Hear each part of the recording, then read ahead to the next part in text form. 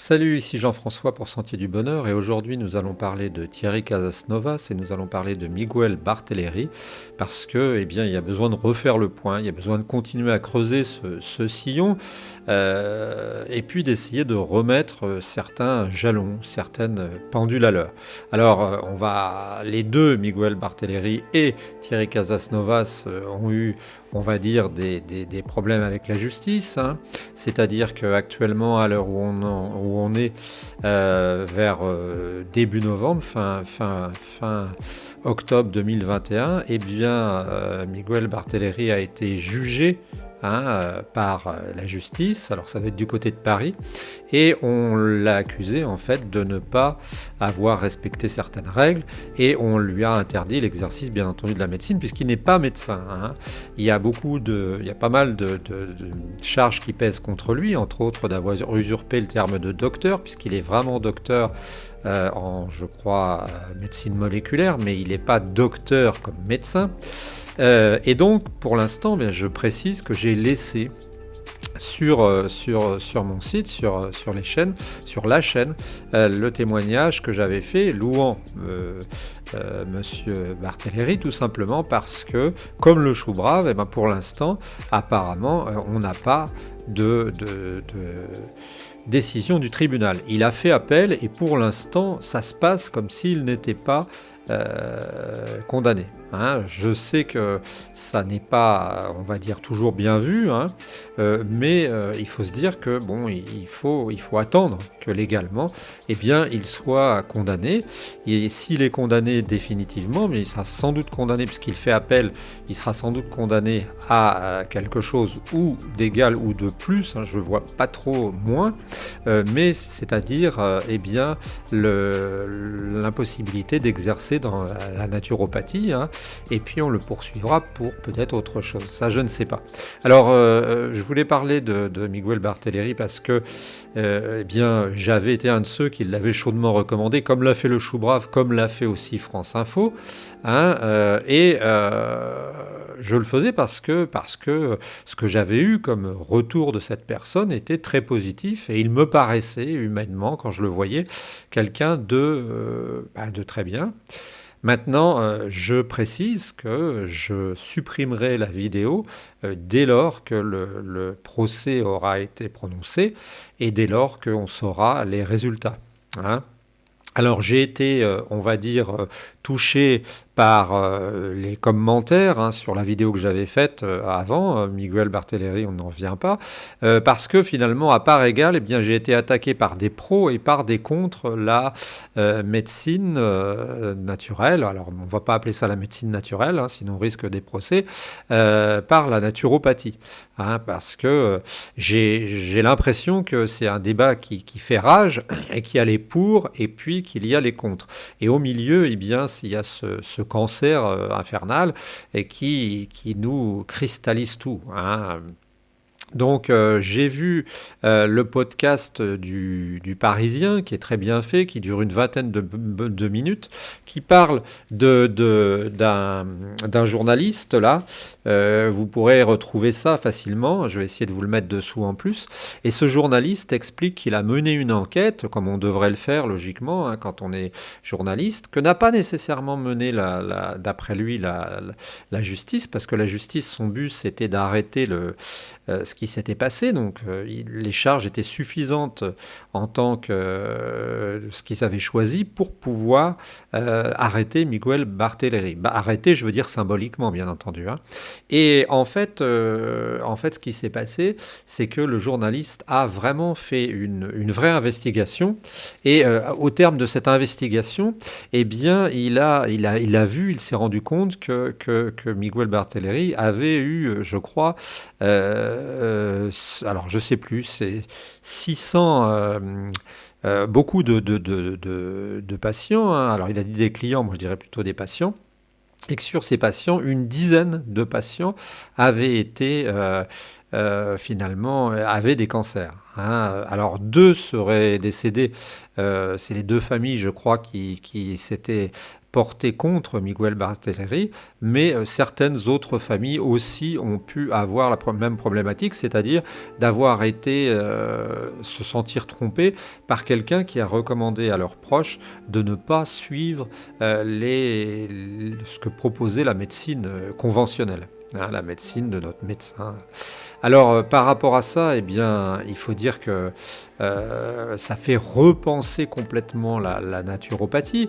Alors, je regardais une chaîne qui s'appelle Daimon et qui est une radio apparemment où ils lisaient une lettre d'une naturopathe qui se plaignait des nouveaux naturopathes, hein, qui disait qu'étaient arrivés sur le marché des gens qui faisaient un peu n'importe quoi. Alors, d'abord, je voudrais dire qu'une lettre ne fait pas foi, hein, pour dire, pour représenter, hein, c'est pas un exemplaire qui peut représenter l'ensemble des naturopathes, mais ce qu'il faudrait peut-être, c'est mettre de l'ordre, faire du nettoyage chez les naturopathes et essayer de faire que ce soit une profession un minimum réglementée, parce que si vous y réfléchissez, un naturopathe gagne sensiblement ce que gagne un médecin. Or, pour être médecin, il faut une bonne dizaine d'années de formation. Pour être naturopathe, en 3 semaines de stage, je ne sais pas, on pourrait voir, vous pouvez vous dire naturopathe. Donc, il va falloir sans doute trouver des moyens de faire le ménage, de vérifier, de recouper. Alors, si vous voyez l'excellente vidéo qu'a fait François Boulot sur l'impossibilité de faire son travail, qu'il a sorti là tout de suite, là, eh bien, vous verrez que la justice n'est pas très armée pour pouvoir, on va dire, faire de grosses enquêtes, hein, puisqu'ils ont de moins en moins de moyens, de moins en moins de fonds. On nous dit que la justice française a 2 fois moins de fonds. Et donc, il faudrait quand même essayer, au moins au niveau des textes, de faire que des pauvres gens ne se retrouvent pas ennuyés, désespérés par des naturopathes qui proposent des choses aberrantes. Alors, j'ai toujours pas compris pourquoi Miguel Barthéléry, qui paraissait quelqu'un de super sympa, très calme et très posé, en est venu là, mais il semblerait, et d'après les faits, qu'il ait finalement bien incité des gens à ne pas se soigner du tout avec les médecines traditionnelles, les médecines conventionnelles, et à faire plutôt des jeûnes et tout, ce qui a paru peut-être suicidaire dans leur cas. Donc ce qu'il faut, c'est remettre de l'ordre dans cette profession. Je continue à dire que je ne comprends pas pourquoi, d'autant plus qu'il était un peu cautionné par le chou brave, qui a dit maintenant qu'il n'est pas responsable, mais c'est logique. Je ne comprends pas pourquoi Miguel Barthéléry est allé vers ces extrêmes. Je ne comprends pas. J'avais un ami qui est toujours éthiopathe et qui me disait: moi, dans le cadre de mon travail, il y a un scénario d'exclusion, je crois qu'il appelait ça comme ça, c'est-à-dire qu'à chaque fois qu'ils voyaient qu'ils étaient susceptibles de travailler avec un cancer, entre autres quand ils sont en train de manipuler un patient, eh bien ils arrêtaient et puis disaient: je suis désolé monsieur, mais il faudrait mieux que vous alliez voir qui est un médecin, qui est un oncologue, qui je ne sais pas. Donc la solution, c'est peut-être ça, c'est peut-être de remettre de l'ordre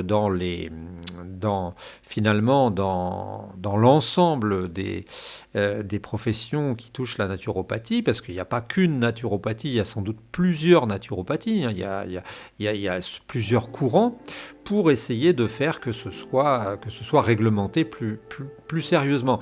Et puis utiliser, c'est un peu un système qui pourrait faire penser à Vichy, mais utiliser aussi un système tout simplement qui vérifie avec le nombre de plaintes qu'on a des plaignants, pour vérifier ces plaintes surtout, pour savoir si quelqu'un pose des problèmes, puisque quand quelqu'un pose des problèmes, finalement, eh bien, l'arrêter à temps. Et je pense que c'est ce qu'a voulu faire la justice. Elle a voulu tirer un coup de barrage, et ça s'est passé, ça a marché avec Miguel Barthéléry, qui a fait appel.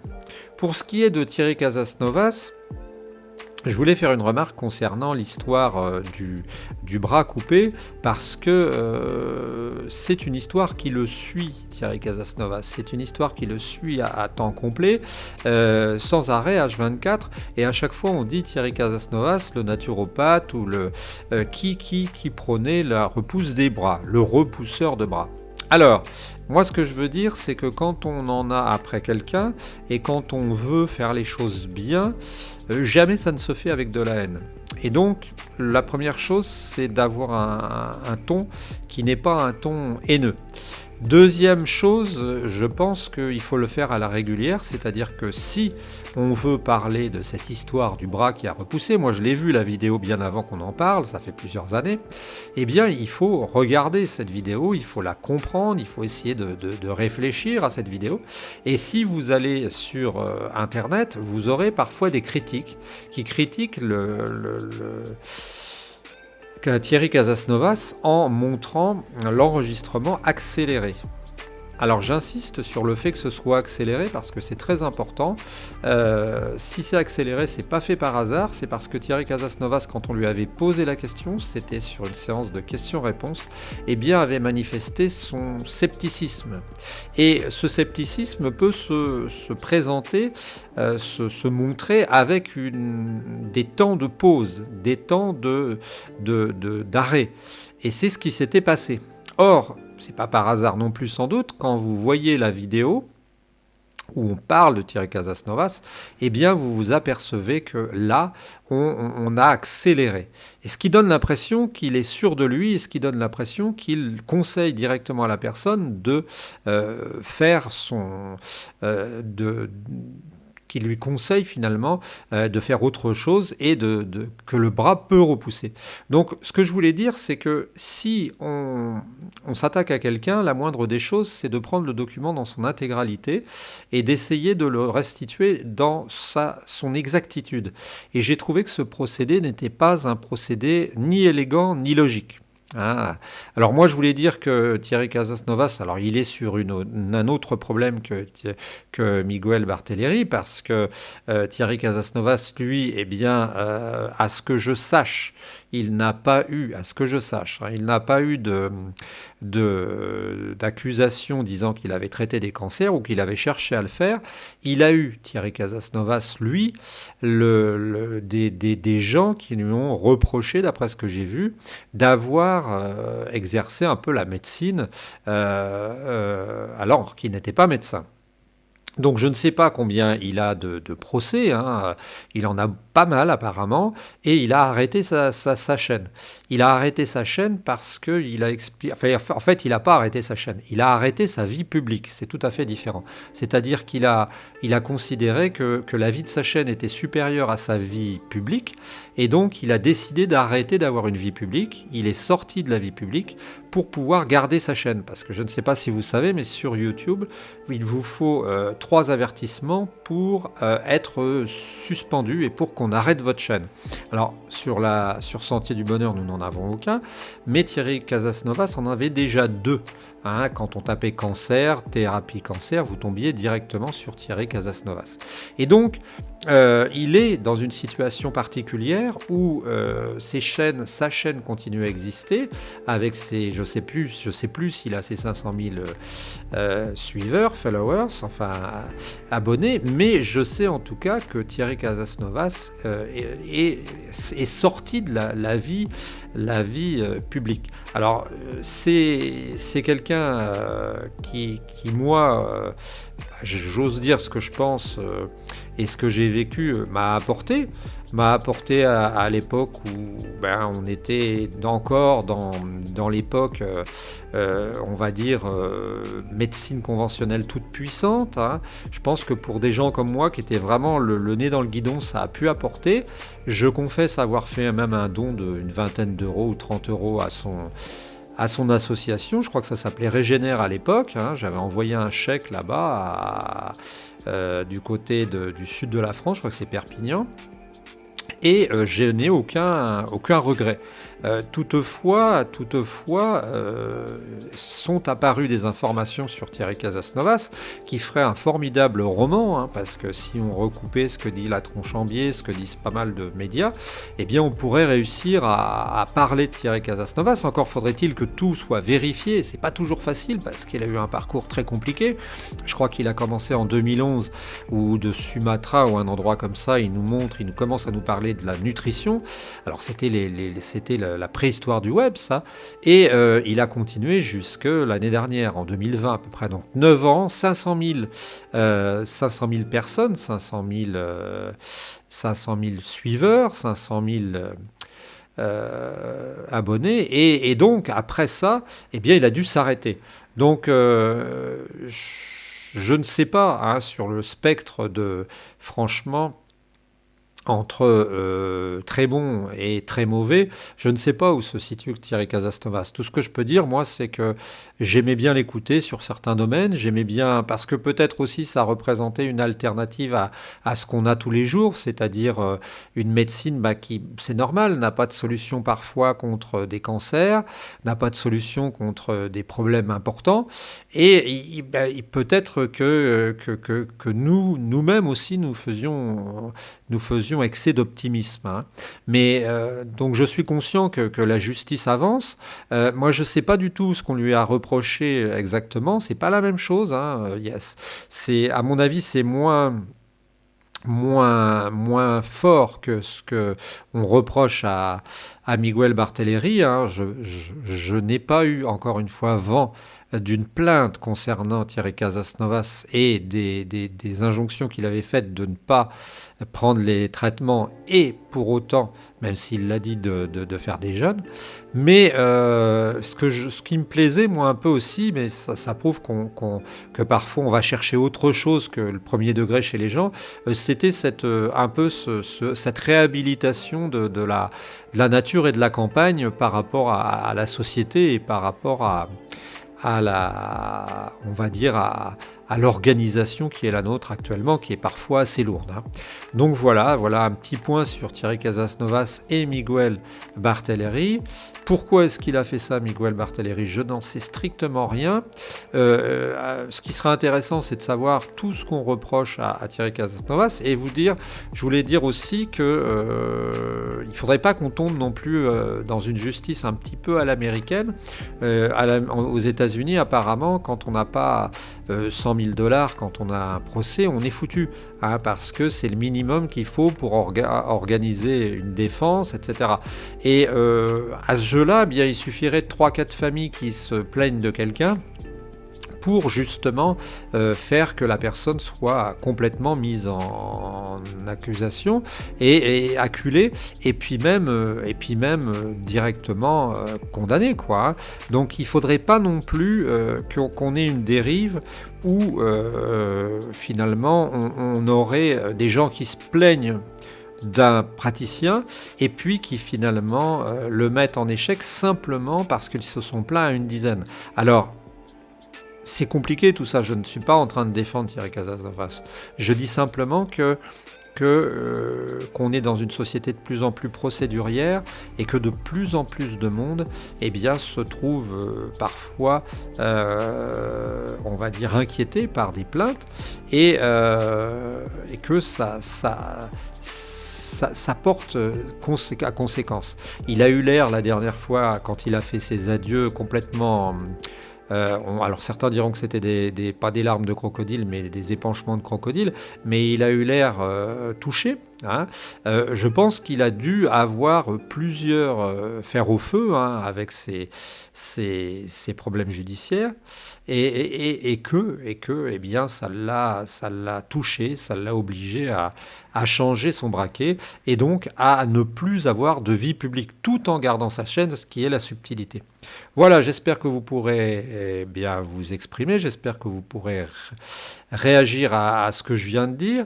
Je le fais en vous donnant mon sentiment, hein. Je suis tout à fait conscient de la détresse des familles, de leur rancœur qu'elles peuvent avoir si, comme dans le cas de Miguel Barthéléry, si c'est prouvé, eh bien il y a eu exercice finalement plus ou moins de la médecine de manière illégale et une forme de forçage à ne pas se soigner par les moyens habituels. Eh bien, réagissez, donnez-nous votre sentiment. On suit l'affaire, hein. Écoutez le podcast du Parisien, il est drôlement bien fait. Écoutez aussi l'histoire, voyez aussi la vidéo un peu accélérée des bras coupés, et des bras qui repoussent, et vous pourrez avoir une petite idée de la manière dont fonctionnent les choses. Je vous souhaite une bonne journée, on se retrouve très bientôt sur la chaîne Sentier du Bonheur.